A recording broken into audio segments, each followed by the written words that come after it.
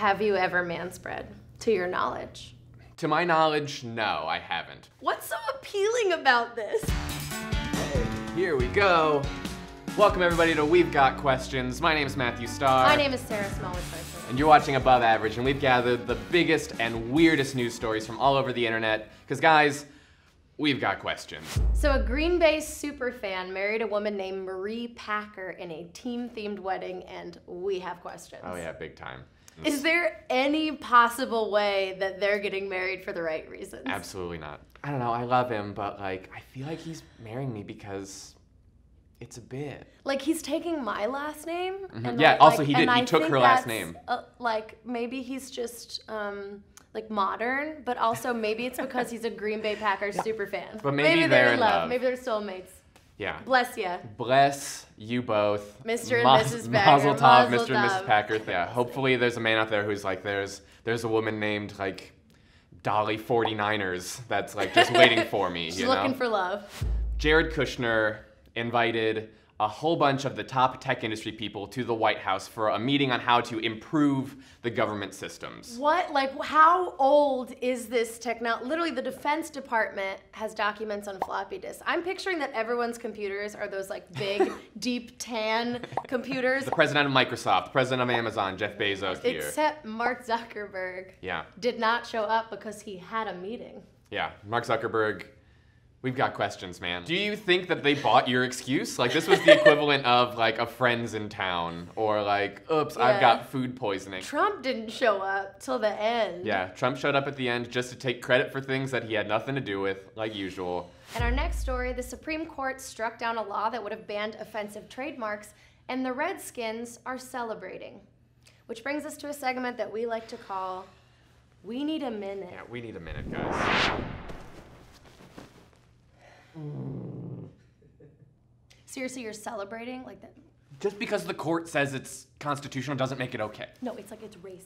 That's not why people were upset. You get that, right? You get, like, we're not upset that, like, it wasn't constitutional.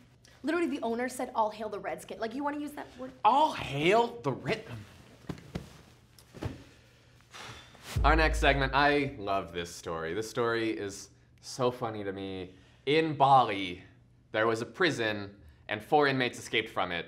Now, only miles away from this prison, like a very easy walk away, are like the most beautiful beaches in the entire world. Like, paradise. It's absolute paradise. What do you think the warden says when you enter the prison?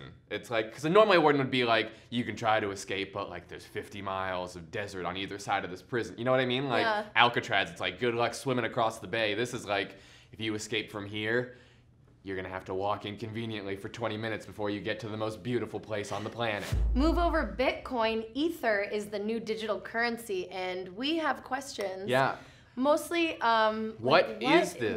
What is it? Okay. I don't understand Bitcoin. Yeah, Bitcoin is like digital money, as far as I understand it, but not like Venmo's digital money. It's like a whole other kind of money. This makes me think of like Second Life, where people are like buying boats for $300 of real money. They're buying digital boats. Is that? This is the opposite, though, of Second Ether? Life. Like the opposite, because like Second Life is like, I'm using real money to buy fake things. This is like, I'm using fake money to buy real things. Yeah. Our next story, Madrid has started a new campaign to tackle el manspreading. Yeah, that's Spanish for the manspreading. The manspreading. Yeah. What's so appealing about this? I'll tell you. Matt, have you ever manspread, to your knowledge?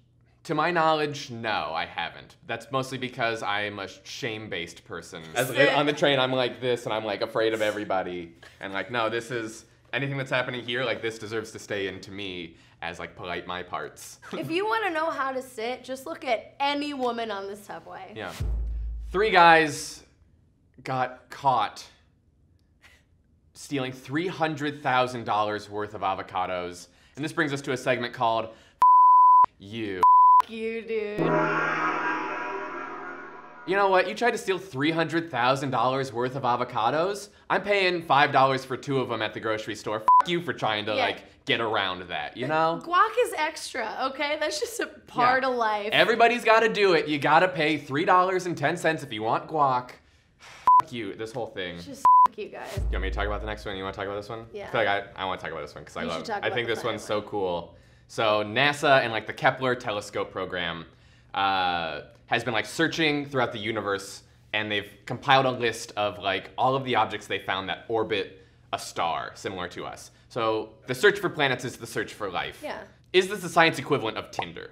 That's what's happening here, I'm pretty sure. I think this is Tinder for planets. This is Tinder for planets. Essentially, this is a group of scientists in a room, like swiping left or right on like these celestial objects. It's like, I want a planet with a thin atmosphere. I want trees. I want water. And I won't settle for less because I am worth it. I am worth it. You know what? You think we're going to travel across the galaxy for just anybody? I live in Brooklyn. I am 29. Guys, thank you so much for tuning into We've Got Questions. My name is Matthew Starr. My name is Sarah Smallwood Parsons. And please keep thinking on the macro.